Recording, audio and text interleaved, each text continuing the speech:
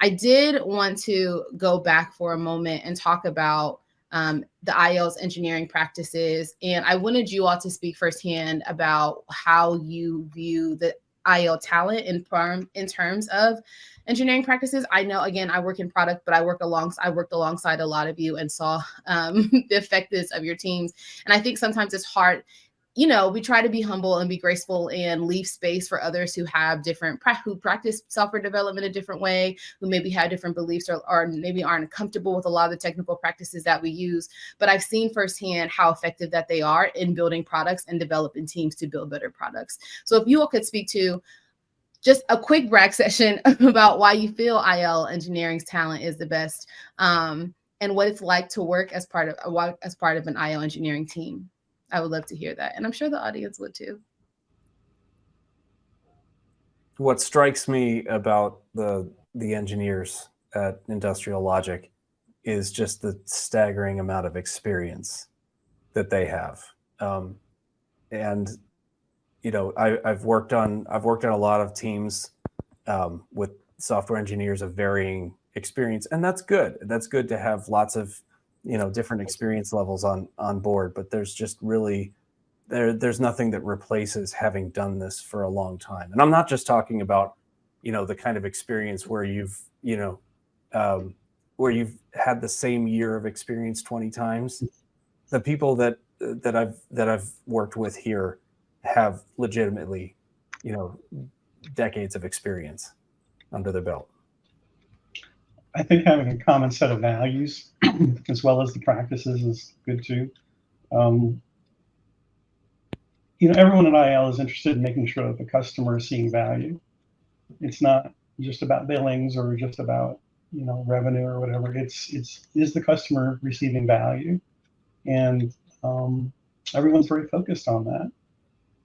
Like Jon said, you get to work with so many great people. I'm trying to think of the number of authors we've actually got who are working with IL. I think.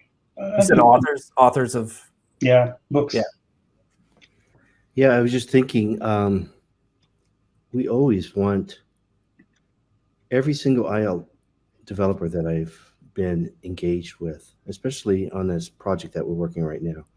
Everyone is so interested in making the customer happy, right? Doing the very best thing, not leaving any stone unturned. And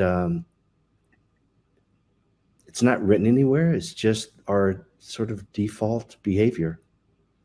And often we'll have cohorts come through our training program.